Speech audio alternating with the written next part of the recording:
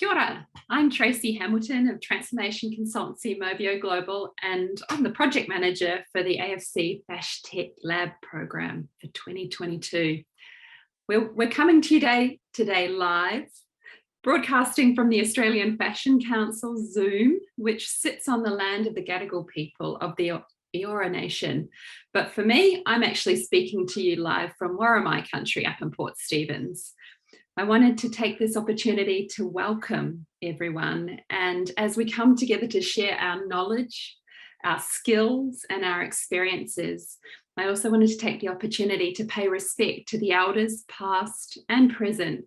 We are so thankful for your wisdom, and we extend this to honour your creative spirit, which we feel crackling through knowledge exchange today. So thank you for that.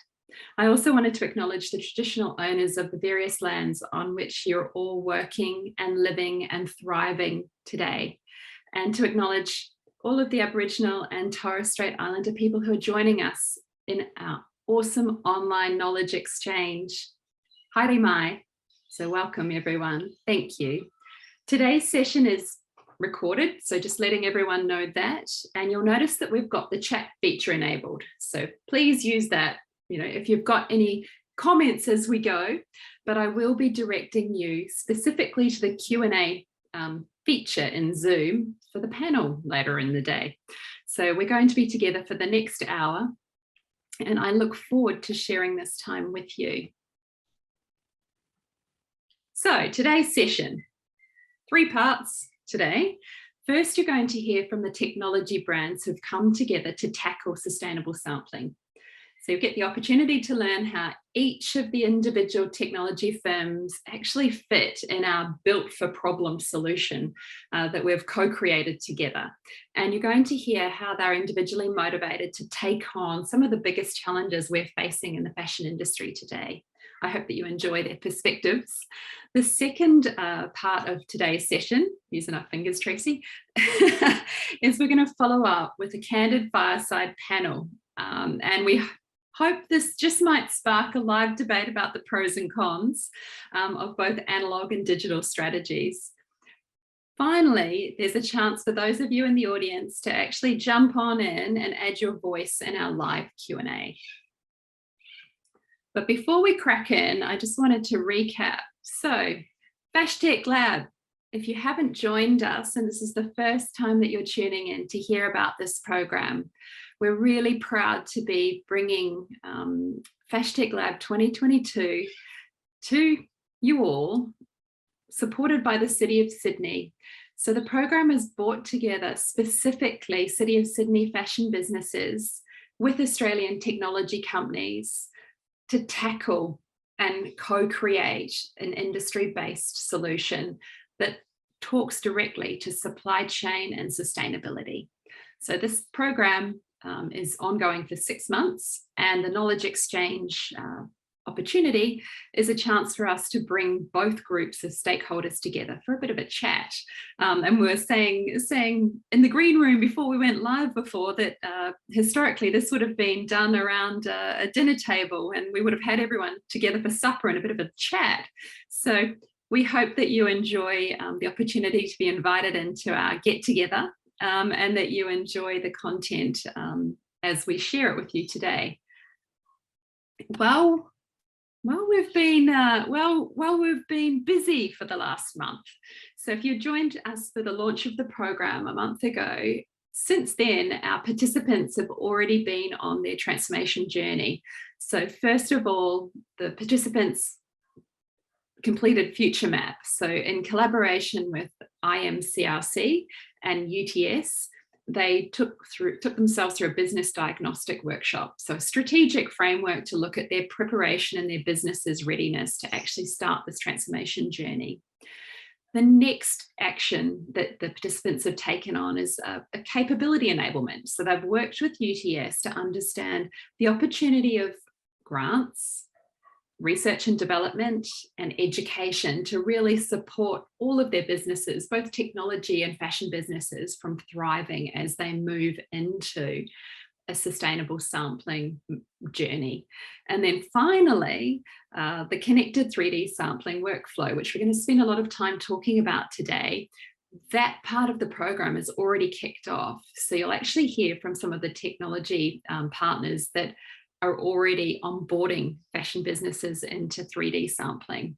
So we'll carry on over the next 3 or 4 months, and you're going to be able to see how we get going, and some of those outputs will be shared and the stories will be shared. So today's knowledge exchange is really about that center of gravity. So kicking off part 1, so we wanted to give you the chance to meet the fashion technology brands, so the tech brands that are actually partnering up to help us deliver. And so these are our technology partners: Bandicoot, CoutureCAD, Pond Studio, Style Atlas, Nuno, and Oud. And so for today's session, we focus on those technology businesses that are delivering specifically to sustainable sampling. And the reason that we decided that the 3D sampling workflow was the goal of our Fashion Tech Lab for this year was that we wanted to be able to share a case study and to also define a pathway that was really practical and effective and sustainable. So in a way, this program is a pilot and a prototype for a way of working that we hope will provide great usefulness for everyone in the future. So without further ado, I would like to hand over to our very first partner, Bandicoot Imaging, and I'd like to welcome Matthew Anderson, the CTO and co-founder of Bandicoot, to introduce us to their solution and how it fits in our built for problem solution. Kia ora, over to you, Matthew. Hi, thanks, Tracy. Yeah, I'm Matthew from Bandicoot, and we're digitizing fabrics for the fashion industry. So I want to talk about digital fabrics and how they are essential to a 3D sampling workflow. So the thing to remember about digital fabrics is that it's more than a photo. We need a full representation of the fabric in the computer to make sure we get that realistic look and accurate shape. So what I have here, I actually have some red satin fabric. And I want to show what happens when we try and put this on the computer. So if we could go to the next slide, please, Tracy. So you might think, well, I could just take a photo of the fabric and then put it in 3D and see what happens. And I've done just that here. I've taken the red satin, a photo of the red satin, put it on a very basic 3D dress model. And straight away, you can start to see some problems. We've most importantly, we've lost the shine and sheen of the satin. The scale is wrong, and you can also see that there's very obvious seams where the edges of the photo meet the opposite side as you repeat the photo across the fabric. So unfortunately, you can't just use a standard photo in 3D. What you need is a digital fabric. So if we go to the next slide, I'll show you what that looks like. So when we create a digital fabric, it's about creating a full digital twin of the real fabric, which has all of the rich detail, including the color, the texture, and the gloss, so that when you're showing the fabric in 3D, you adapt accurately and correctly to any shape or lighting that you want to give your digital garment. So on the screen here, you can see we've got actually, instead of just the color, we now have 5 images which represent this fabric, including the fine texture and shape, the gloss, and also any metallic effects. And those images together form our digital fabric. And then when we put them on the 3D model, which you can see on the right-hand side here, we get that faithful satin appearance. So we could go to the next slide, please. So the great thing about this is that you can now model not only any shape you want, but also as the lighting changes in your 3D scene, it will look realistically like the original fabric would in the same scene. So you can dress an avatar and walk down the virtual runway, and the digital fabric always looks like the real thing. So we go to the next slide, please. Now, of course, with real fabric, whenever you're thinking about sampling, you need to source the yardage. But once you have created a digital fabric, you have infinite yardage. You have no minimum or maximum order. There's no waiting for swatches or rolls to be delivered. You can instantly share your digital fabric with anyone else in the workflow that needs it when they need it. But at the same time, we're also tracking the physical data about the fabric as well. So we have accurate sizing and all the other key data about the fabric that's needed when you want to push your design into production. So I want to explain a little, just briefly, how digital fabric is created and what the workflow looks like just for this part of the sampling workflow. So if we get started, this is how you create a digital fabric. We create a new technology that lets you take a series of special photographs just using a standard camera, but there's a recipe to it from all different angles that records a complete information about how the fabric responds to light. Now, there's an easy way to get started with this, which is you can just send the swatch to us and we'll take care of it. We'll make the digital fabric for you. But if you're doing it yourself, this is what it looks like on the website. After we've taken those images and processed them in the cloud, you then see your fabric in an online gallery, just like this one, and you can click through and look at a close-up of any fabric that you want. If you could go to the next slide, please. And this on the website will move back and forward for you so you can see how the fabric responds to light. You can also make some adjustments to the fabric. So if we go to the next slide, you'll see that I've changed the hue from red to blue. There's other adjustments you might want to make. So we go to the next slide. A very important one is the physics. So when we take this digital fabric and put it in the 3D design software, you can actually select the physics for your fabric and then fine tune the behavior, so the stretch and the weight of the fabric so that it sits accurately on the 3D avatar. And another important adjustment is to create seamlessly typed.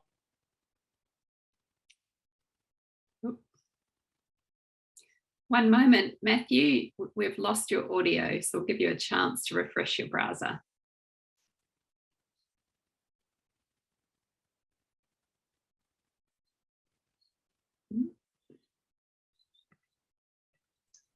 Dave, do you want to jump in? I'll just jump in. Thanks. Thank you. That's all right. Yeah, as Matthew was saying, the physics is quite important to get that shape over the thing. But the seamlessly tiled means that when you remember back to that first photo that we saw, where you could see the seams on that dress, they're all removed through the tiling procedure. We'll just go to the next slide. So when you've actually got your fabrics and they're done, there's a screen here that allows you to unlock and download those actual texture files.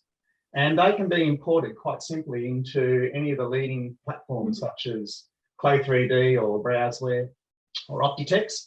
Or you've got ShimmerView, little snippets of code which you can use on your website. We do static still images from those photos, and we can also create short videos which are handy for social media. Just come to the next slide. So getting started. There's two ways, as Matthew said earlier. The easiest one is actually if you just want to send us some fabric swatches about A4 size, or we can even go bigger up to 1 metre if you've got big repeats. You can send them to us and we can digitise them and you get them in a couple of days. But what we're really looking for is to make this scalable for everyone to be able to use it. So that's why we've tried to make a really simple way for people to actually just do it themselves. And then we'll produce those digital fabrics and you've got them forever. Thanks, Tracy. That's awesome, and thank you so much for jumping in there. Hopefully, Matthew's system is back live. I wanted to take the opportunity then to hand over to the next stage in the process and welcome Tweela Warren, who some of you may know from her pattern making heritage. She's going to talk to us today about Couture CAD and her 3D pattern making solution. Kia ora. Hi, Tracy. Hi, everybody. I'm Tweela from Couture CAD. I'm a pattern maker and have been for the past 30 years. Started with 2D patterns with paper and cardboard, then transitioned to, actually it was paper and cardboard, transitioned to 2D computer pattern making using StyleCAD. And now we use StyleCAD and Clo3D. Today, I'd like to show how we use Clo3D as a tool to help designers and brands develop samples quickly and accurately in a virtual environment. Can we move to the slides? We sure can. Let me know. Do you want to show that first? You go ahead and show that one first. Pardon me, I'm just going to push play. Thank you. Want to know how Bella got this dress? First, we made the pattern, then simulated on an avatar. We tried it longer. We tried stiffer fabric. We checked it in motion. We did it. Virtual samples equals 0 waste.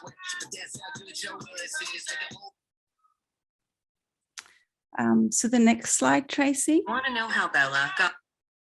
So the first step in using digital pattern making is we import a DXF pattern file into Clo. You can see the pattern pieces to the right of center there, and we place them over an avatar. So the avatar is a standard size 8 in this situation. And we place them over the avatar and stitch the pieces together, much like you would sew a garment together. You can see the colored lines. Once you're happy with where all the pieces are placed and they're all correctly joining each other, we simulate those pieces, and brings us to the next slide, which is the, actually not the walk cycle. We'll skip that to the next one. Sorry, we'll come back to the walk slide. Once we've made all the alts we think are necessary, and on our side, it's just fit alts, and we're happy with the fit, we send these photos to the designer, so a front, side, and back view.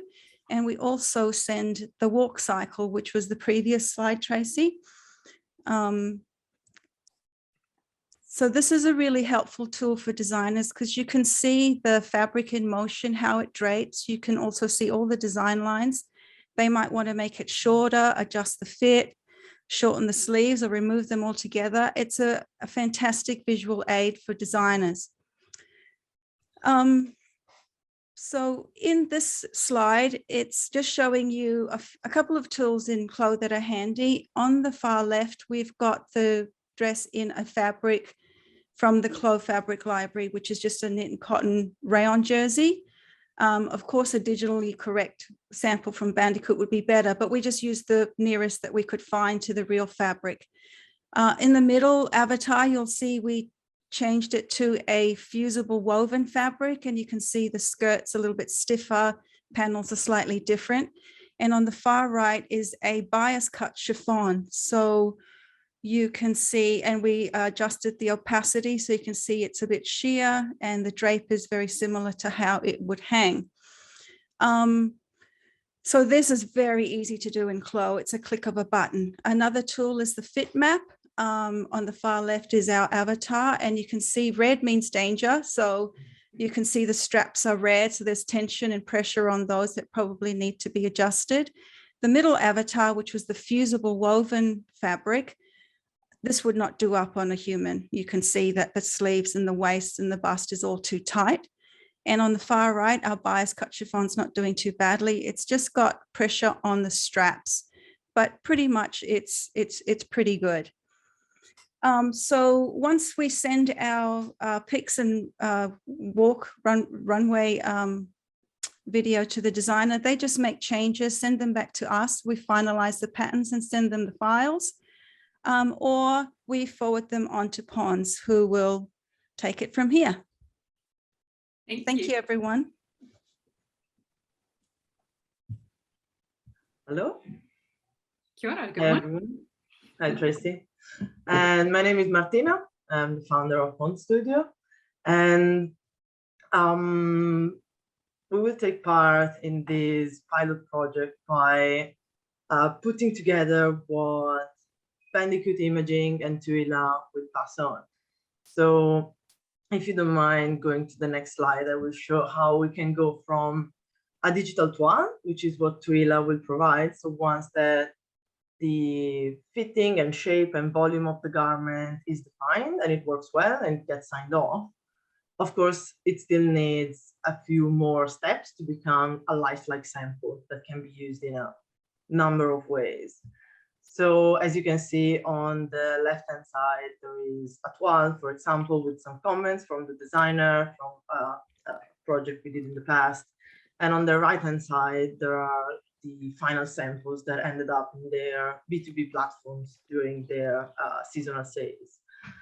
And this is like one of the main and more obvious advantages of using 3D samples, that once you have one confirmed garment or outfit, you can just test the colorways and see how they work and assort your collection range without continuously ordering like dozens of samples or just hoping for the best when you order them on paper.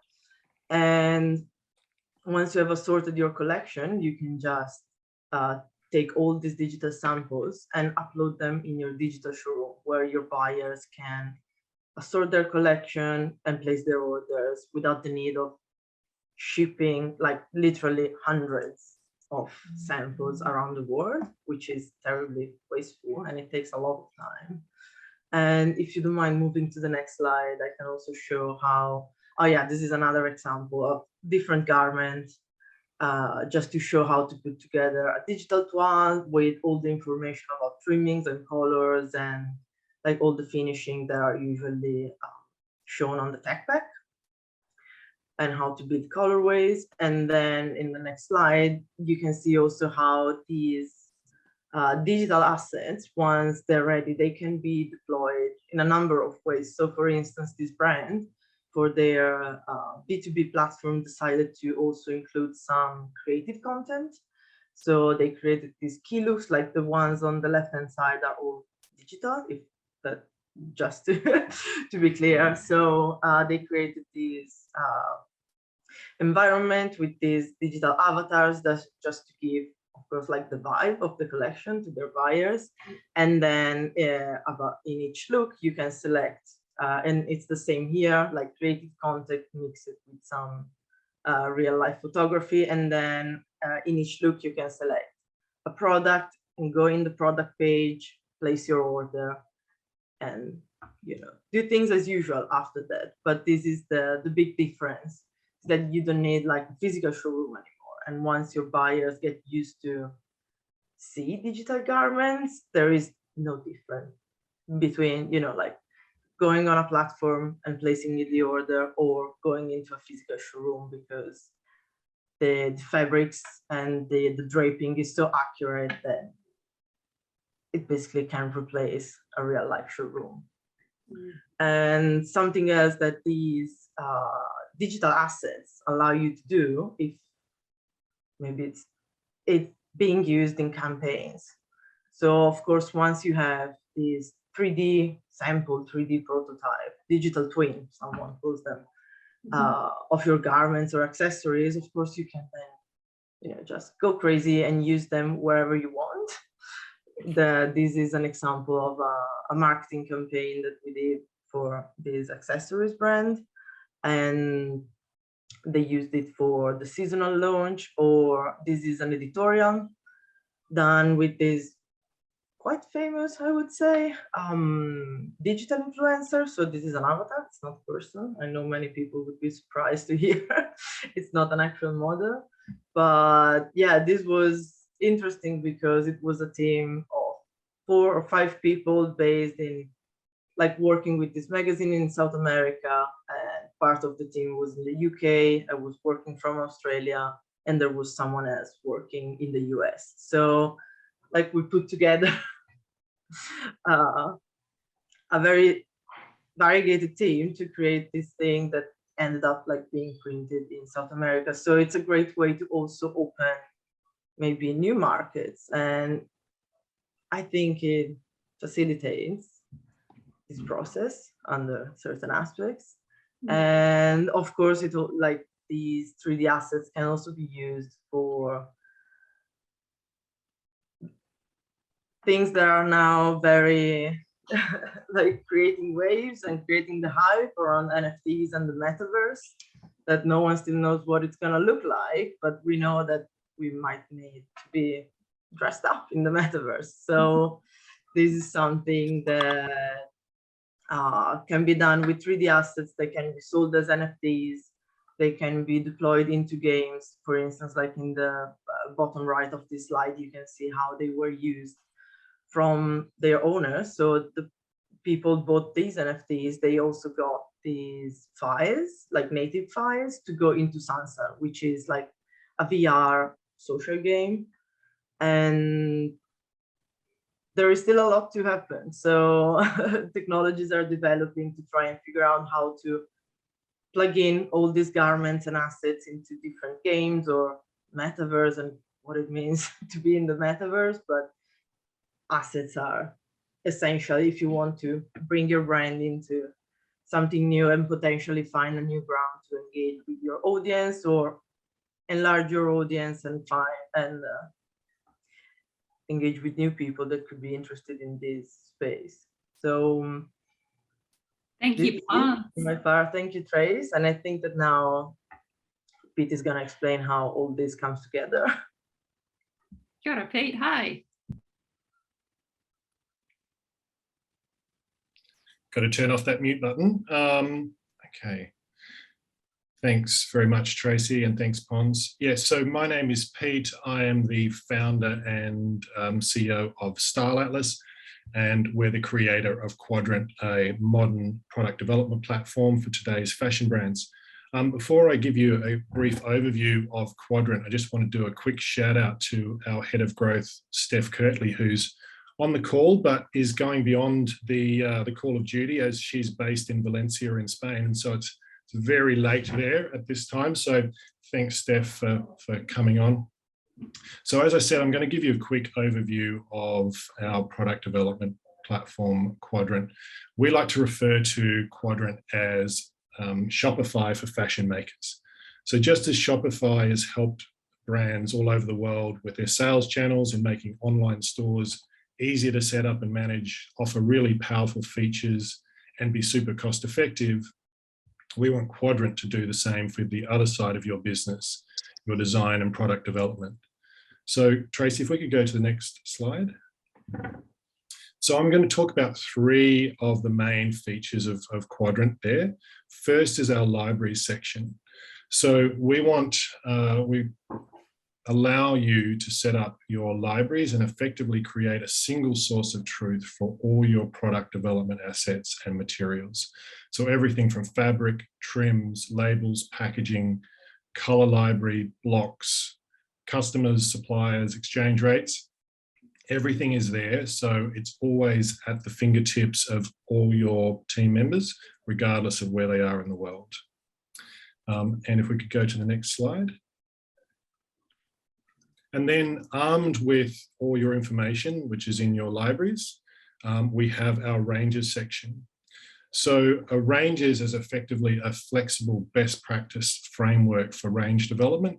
So allowing you to set up everything from your critical path, your design vision through mood boards, range plans, a whole section for your design team to set up their designs, very powerful tech pack creation tool.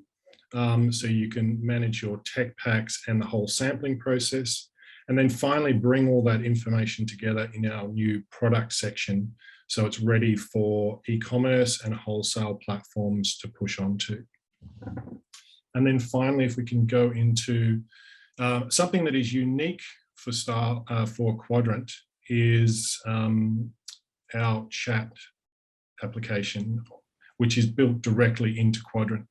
So we believe that a modern product development platform should be a collaboration platform, particularly as team members are working remotely and spread all around the world. You need the ability to be able to communicate with your entire team in a really easy and efficient way. And so we've built this messaging platform into Quadrant so you have that ability. And so everything from whether it's videos, images, messaging, effectively a Slack-like service, all built into Quadrant for your team members to use. So that's that one. So what I'd also now like to do is, now that you've seen all this amazing technology from our tech partners, I'd like to explain briefly on how this all fits together into a connected workflow. If we could go to the next slide. So what we've tried to do is create a connected workflow that mirrors very much the traditional workflow, but reduces the amount of business transformation that's required to initiate such like the digitization of these flows. So if you have a look here, very generalized view of the development process, which you can facilitate through Quadrant and act as that backbone, and then incorporate these other amazing technologies that you've seen. So when you're setting up your range, everything from your post-season analysis, you're setting up your design vision, all of your range planning and your material and color selection, then we will allow you to bring those digital fabrics that you've created with Bandicoot, either by sending them the fabrics or doing it yourself. Will allow you to store that in your libraries within Quadrant.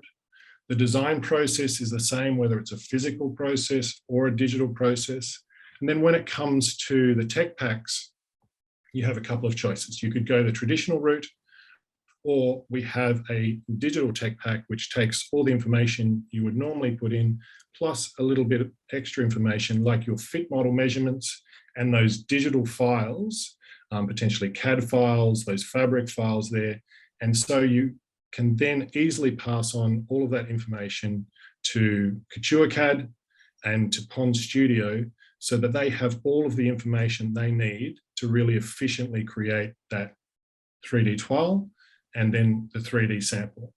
And then what we do, just as you would do with a physical sample where you'd have your fitting sessions, we give you the option through Quadrant to have a virtual fitting session where you can have your 3D model up there in Quadrant. You can annotate it, do all those things that you need to do, and go through that process and make those adjustments if required, ready for sign-off.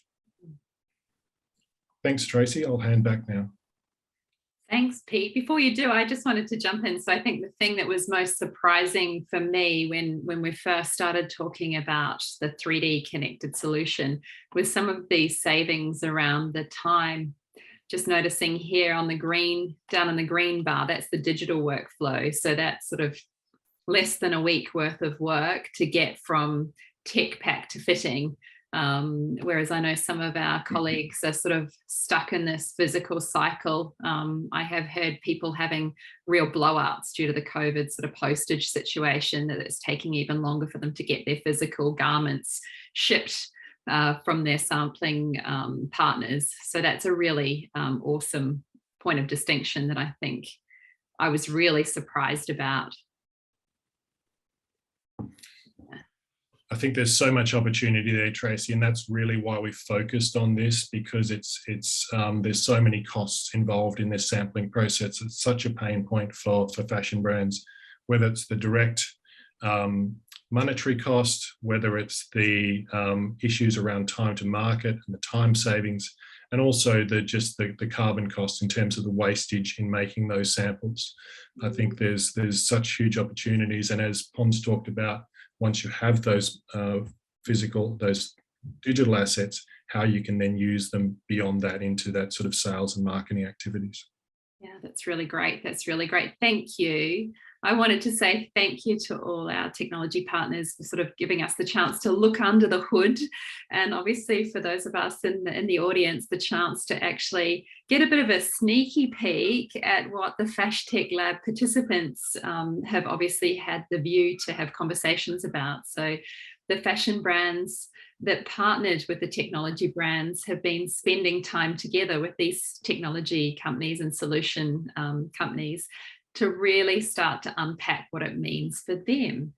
And to that, I then wanted to open the floor for the second part of our program this morning, was actually a little bit of a chat.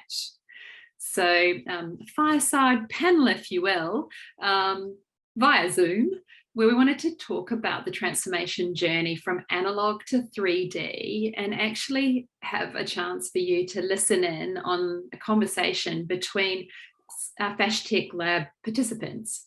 So this morning I've got representation from both City of Sydney fashion and manufacturing businesses, as well as technology partners. So for today's live panel, I'd like to welcome Tuila from Couture CAD back to the stage. Pete Smith, thank you, Pete. Peter from Matteau, and Violetta from West 14th. Welcome to the stage. Lovely to spend time with you all this morning.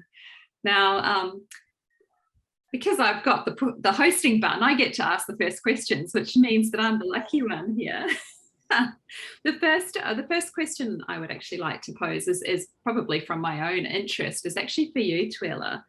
So how does a highly experienced artistic traditional pattern maker make the shift from 2D to 3D? Can you tell us a little bit about your journey and what was, what's your journey been like to come to today? Well, Tracy, I'd have to say I was forced to go into 3D because of time constraints. So, we have, as all our fashion brands would know, there's never enough time for any stage of the process. And the communication between a designer and a pattern maker, that's the first thing. You know, a lot of trials come up and the designer comes to have a look at it in fittings and goes, what the hell is that? That doesn't look like anything I envisaged. So with the 3D, you can see immediately if the design is what the designer wanted. And for the pattern maker, all the fittings are done in such a small, space of time that it just helps everything move so much more quickly. So it's an unbelievable transformation and time saver. I'm looking forward to working with the brands so that they can see it for themselves, going from physical to digital. It's incredible. Yeah, thank you. Thanks for your reflection. And it's funny, we had the good fortune to have a chat earlier in the morning, and Peter, Violetta, I know like many of our peers in the audience today, you've been thinking about 3D sampling, and you decided to make the jump. And I'm really interested as to why you decided that this, FashTech Lab was the time to leap on and make it happen. I'd love to hear your reflections on that decision and your experiences with the 3D strategy prior to that. Would you like to start? Violetta, I see you're going to unmute yourself. I'm already unmuted, so that's perfect. Yeah, sorry. It's actually interesting for us. We were more interested in opening up new sales channels. So for my motivation to enter the Fashion Tech Lab was more around how do we get into gaming and how do we enter the metaverse and what does that mean for us as a business? As a smaller brand, you don't want to be left behind. And so when the Fashion Tech program came up, I was like, this is the solution for me to quickly use our minimal resources to be able to access, I guess, a variety of different things to get to a final asset to then trial what, selling an NFT would be. There's been a lot of surprises along the way, even though we're very early into our journey on this. There's things I didn't even know we could do from my digital point of view. So that's kind of been exciting to even just sit through this session to understand what we can do and what's possible. Awesome. I really love that perspective, and I'm pleased to hear that there's been a positive delight, but obviously I know that there's also, in any transformation journey, there can be frictions or, irritations. And I know that Peter, you and I were speaking earlier about some of those challenges that you were hungry, but couldn't be fed. Yeah, I think for us, we sort of started on the journey of looking at 3D pattern making back just before COVID. Actually, I was looking back at old emails, just trying to work out when it was, because everything feels like a bit of a blur for the last couple of years. But yeah, it was just before COVID, and we had reached out to Clo 3D and also to the other partner was Browserware that we were talking to. But I think the biggest thing for us at the time was trying to make it happen was virtually impossible because we just couldn't find partners to work with. So first of all, pattern makers who we're ready to be in that space.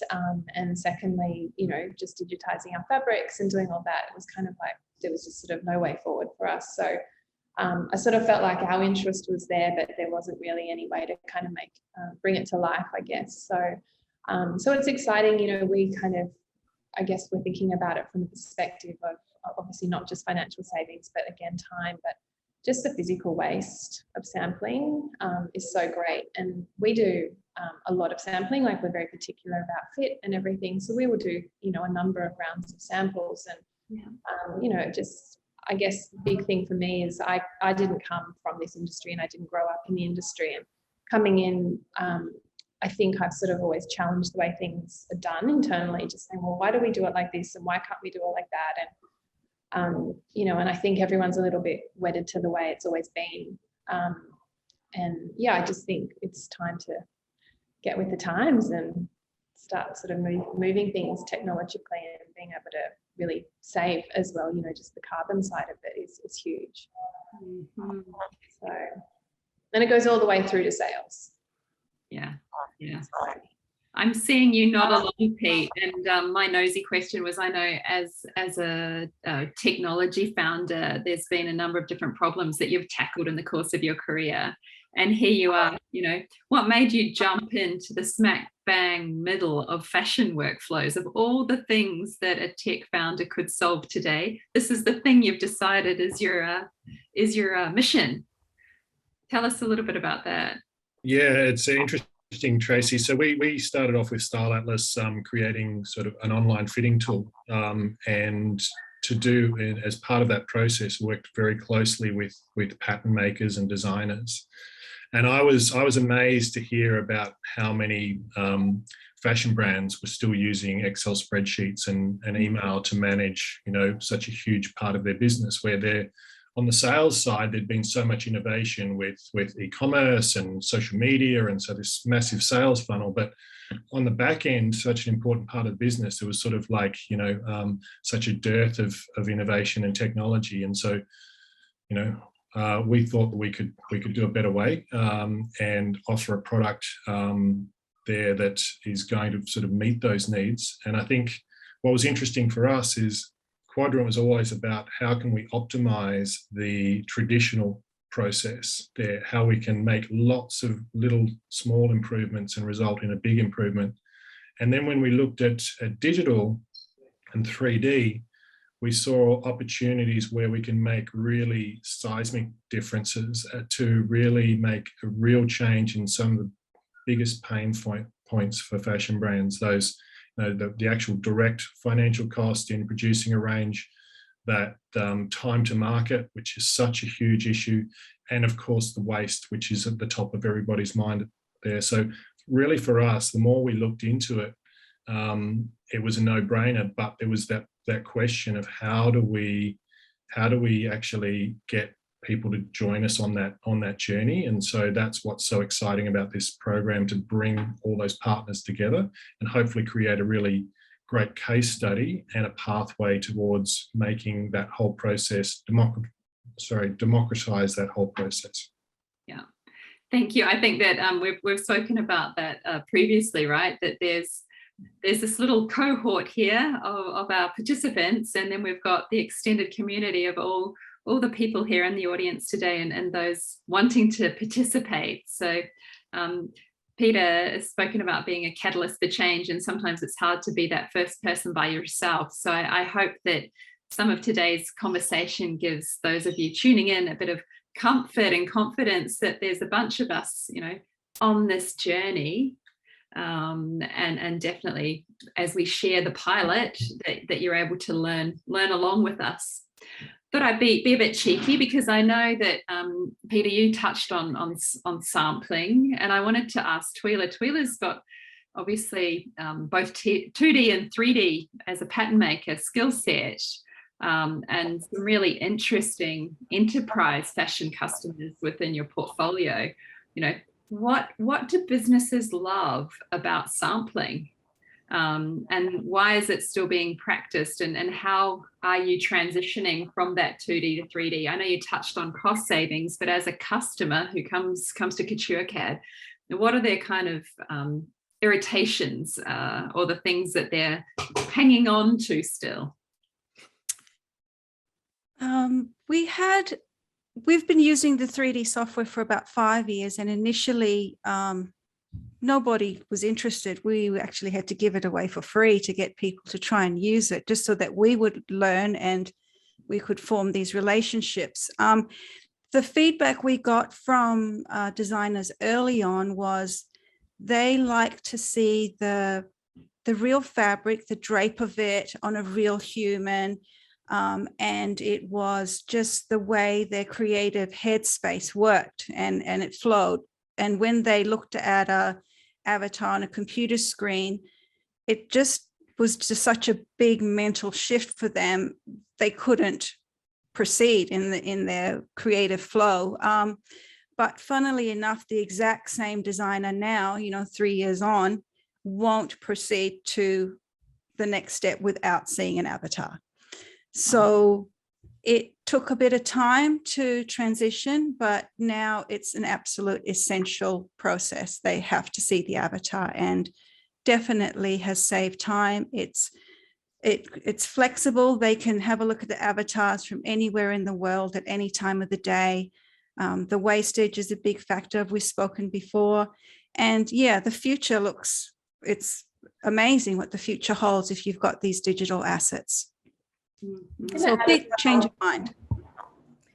I was just going to add as well, for us, I don't think it completely removes physical sampling either. Like, I think it takes out stages, like rounds of sampling to get to a good place. But I think if we can sort of get to a good place before we then go into a physical sample, you know, I agree that nothing really beats obviously seeing it on your fit model and, you know, actually being able to walk in it and see how it comes to life. But I think it's the saving that comes, you know, in that middle stage. So getting it to a really good place on screen.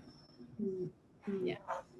Just quickly, I think that's a really important point. And I think through this process, we're not certainly suggesting that everybody's going to suddenly change from a traditional sampling workflow to all digital, even though some companies have made sort of big PR about talking about doing that. I think this sort of hybrid workflow is certainly the opportunity for most brands. How can they use digital to reduce the amount of samples they have to do and maybe do one, say, pre-production sample to just sort of check everything off and help in that way. It's really helpful. That's really great. Thank you. Thank you very much to our panelists this morning and allowing us the chance to sort of listen in to the questions that they had of each other. And thank you for answering some of my nosy questions. We're now going to shift for the last 10 minutes together to open up the Q&A to those of you in the audience. Pardon me for a moment while I toggle and just check in the Q&A. So, in this morning's questions, I'm going to ask it of all our panelists and all our technology companies that have joined us today. One of the questions we had is digital fashion really a better solution for reducing environmental impacts? Ooh. Does anyone want to jump on that one? Look, I'll jump in if nobody else wants to sort of have a go. I think there's plenty of evidence to say that absolutely there is. And again, there's certainly been plenty of quotes out there. One by the founder of DressX, where they've supposedly done a study where that has been mentioned in a number of articles where they've said that a digital garment uses 97% less carbon than a physical garment to create. You might have to take that with a grain of salt, because obviously they're a digital marketplace, but I think there is plenty of evidence out there to show that digital garments produce, certainly for that product development, produce a lot less carbon. Thanks, Pete. That was awesome. Really great question. And thanks for that really thorough, response. I appreciate that. Now I've got a question here around avatar. This is a fit question with the avatar. So I might pose this to Twila. So if the model is smaller on the bust and larger on the bottom, can I make my avatar match my customer? What's the ability to change her? It's very simple. Your avatar in Clo, there's an avatar editor, and you can change bust, waist, hip, any measurement to what you want. We've done it for quite a few different labels. We've done plus size avatars, we've done kids avatars, we've done custom bridal, where you have that exact situation where you have someone with a large bust and no hips, and yeah, you can make the avatar whatever you want very easily. Awesome, thank you. I hope that helps the person in the audience that's thinking about their fit and form. This is a question for the fashion for the fashion brands in the program. So Peter, Violetta, what do you hope to see as the biggest benefit to your businesses as in regards to an adoption of this digital process? Like, what are you hoping to gain? What are you thinking about? Yeah, I think for us, it's definitely time and efficiency and wastage. As I said, we've got, like in all the rounds of sampling. I think just doing things better and smarter, being able to constantly improve. Yeah, just sort of, I don't know. I think it's just sort of high time, really, that we're all kind of getting to this point. Sorry, I've got all sorts of things popping up on my screen at the same time. Yeah, I think that's the biggest thing. I think it's all the savings, like right across the board, and it also, I think, with our designers and the team, like just being able to give them time to get back to being more creative as well. Not just sort of bogged down in a lot of the process and timelines and just sort of everything, just being able to be smarter with everything. And I think at the other end of it as well, and I think we talked about this a little bit offline earlier, but just more time before the sales process to be able to sort of build in more time for fabrics and everything to sort of be on its way, because I think with the supply chain issues, I think we all just have to work smarter in a lot of different ways now. Thank you. Thank you very much. And what about you, Violetta? Yeah, very similar. I guess for us, it's also speed to market and thinking about if we remove the number of samplings we do, how do we have more efficiency with buying our fabrics and going straight into production? At which stage does that happen? Are we able to, I guess, present collections or closer to when we want to deliver them into market, which is something that we have been doing as a business and really not showing on calendar and working really to what suits us as a business to make sure that we're delivering an autumn collection or developing it as close to when autumn actually is in stores. And this allows us to get there quicker. So that's probably the first theory that I hope we'll be able to see the benefit of it at the end of this program. Awesome. I really, really appreciate that. Thank you. And we had been talking earlier as well about being able to flex your own design processes based on your own business needs, but also your customer demand. So being able to produce pilot garments when fit with your customer wherever they were. I actually have a question. I can see that Pons has jumped in to answer it from Kia ora, Bianca. Bianca's asked, how do you manage the bias of fabrics?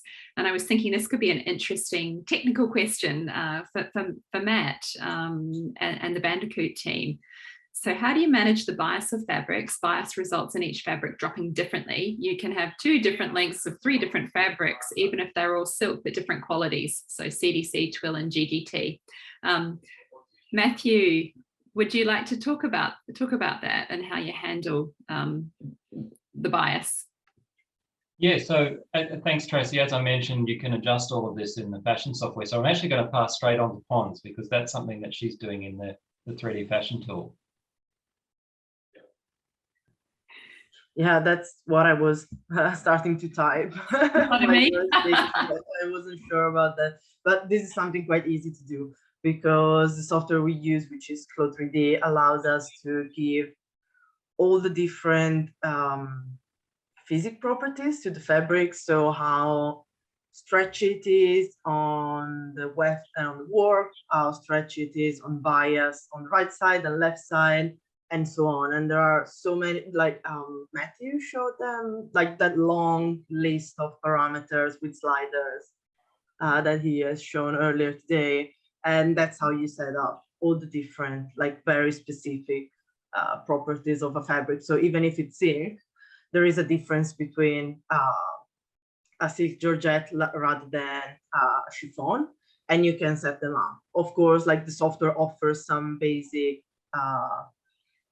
presets that you can use to get started, or you can just do your own like custom fabric by measure. There are some fabric kits sold that can actually like measure like the stretch and the flexibility of the fabric and translate it into a digital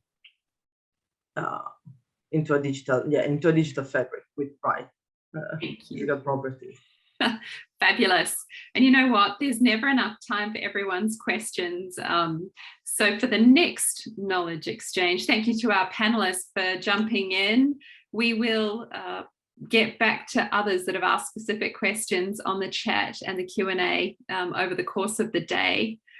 But before we close, because we are almost on the hour, I wanted to give you all the opportunity to continue to carry along and watch the process and the program of our participants. So if you want to come back together with us in a month's time, we're actually going to rejoin Knowledge Exchange 2, where we'll check in with the participants to talk about how they're going on their program and to hear more learnings about how they're planning on refining the workflow together. So session 2, Wednesday, 6th of April, tune in here on the AFC Zoom. Session 3, Knowledge Exchange 3, is about the future of fashion. It's sustainable, darling. Of course it is. Directly in line with the Sydney Fashion Week and the thematic of the year, the future of fashion. So I'm looking forward to not only curating, but hosting that session. And finally, our pinnacle, Knowledge Exchange 4, which is beyond workflow. So we've already touched on some of the early stage opportunities for those of you who've tuned in around sustainable selling. So what happens once you've got those awesome digital files? Really looking forward to seeing you all again in a month's time. FashTech participants, thank you for the opportunity to host and care for you. Have a wonderful day out there, everyone, and see you soon. Thank you.